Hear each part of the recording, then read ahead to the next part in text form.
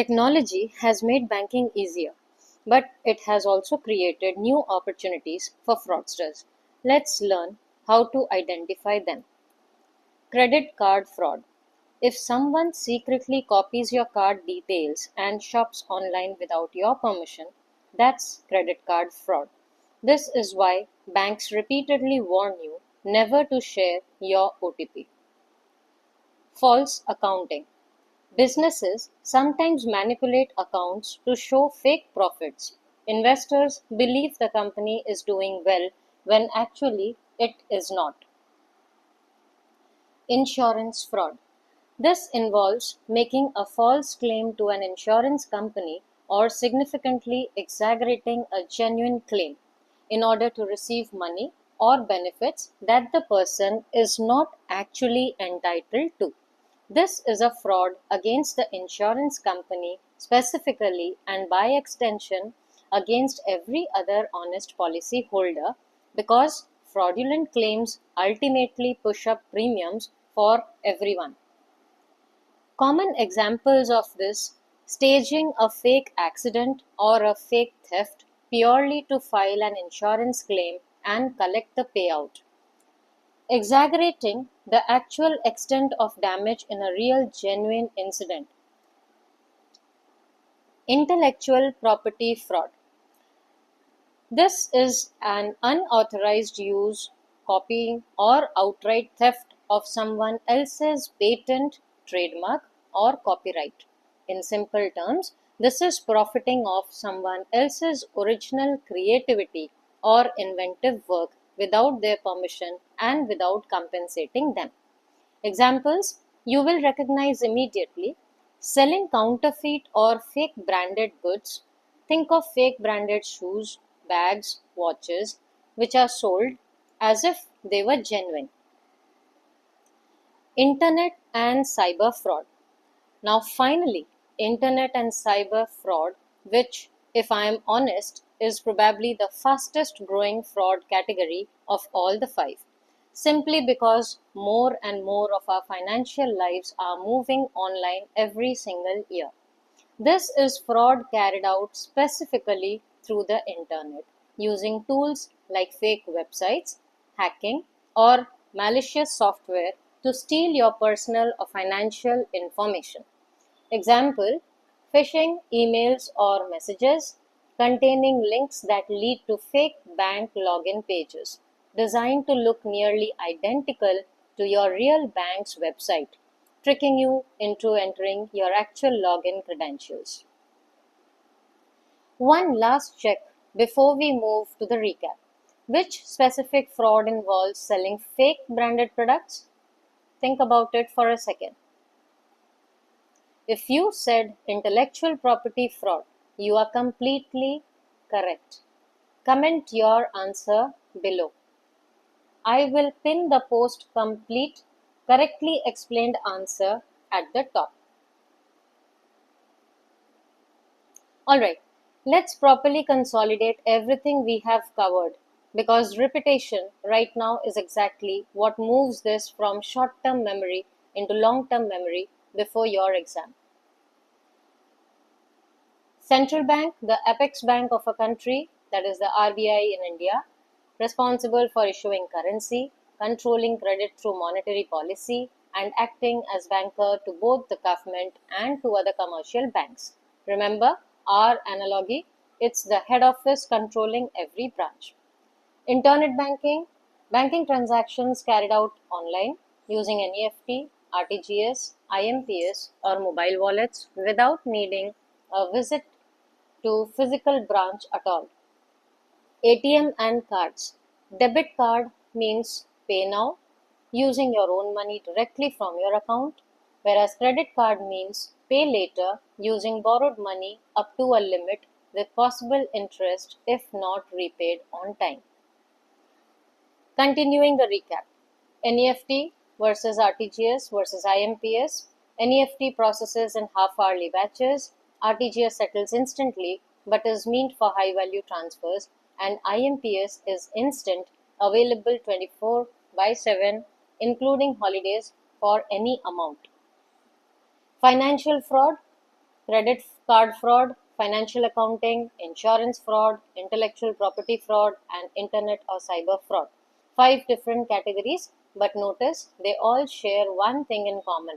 That is, they all exploit either misplaced trust or a gap in technology. And the golden rule tying everything together: never share your PIN, CVV, or OTP with anyone. Always verify before you trust a request for information and stay alert, especially online. If you remember nothing else from this entire 40-minute video, remember that one rule. It genuinely protects you against most of what we just discussed. Alright, now it's your turn. 6 MCQs, one at a time. For each one, I genuinely want you to pause the video, think of your answer, say it out loud or write it down, and only then let the reveal play. This is where all that detailed explanation either pays off or shows you exactly which section you need to rewatch. No shortcuts, let's go. Which bank is the Apex Bank? The Central Bank of India? Options: State Bank of India, HDFC Bank, RBI, ICICI Bank. And the correct answer is on the screen as Reserve Bank of India. Which mode is best suited for real-time, high-value fund transfers?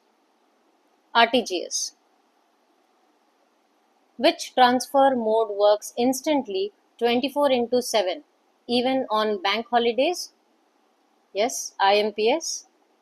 A credit card allows the holder to, right, borrow money up to a limit and repay later. Deliberately manipulating financial records to hide the true position of a business is called, right, false accounting. The central bank controls the supply of credit in the economy, mainly through, that's it, monetary policy tools like CRR and repo rate. One final selection before we wrap up. Actual practice questions written in the exact pattern the ICSE board uses so that you know not just what to answer but how to structure that answer for full marks. Define the term central bank.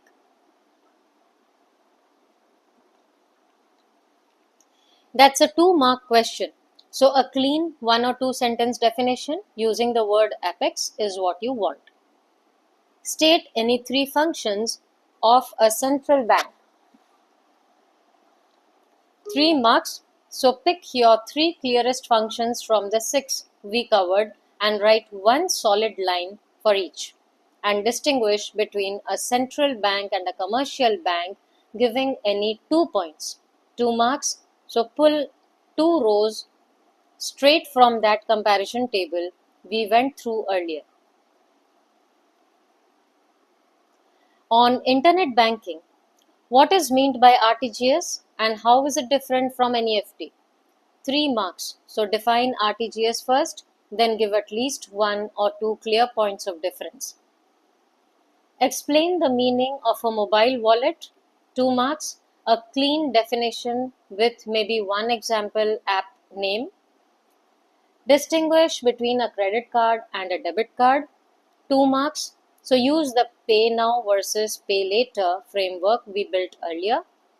And state any 3 precautions to be taken while using an ATM or debit card. 3 marks. Pick any 3 from the 6 safety points that we covered. And finally, on financial fraud, explain briefly credit card fraud and insurance fraud, which is of 3 marks. Meaning you need a short definition plus at least one example for each, not just the label. What is meant by false accounting? Give one example. This is 2 marks. What is intellectual property fraud? Give 2 examples, 2 marks. Try writing these out in the comments below.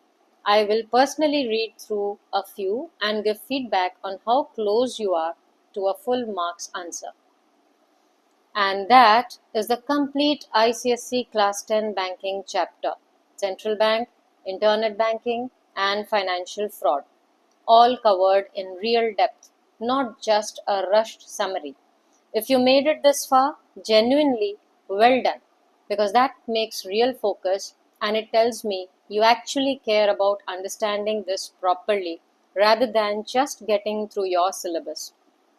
If this video helped you, hit the like button. It's a small action for you, but it's exactly what tells YouTube to show this to more students who need it just as much as you did.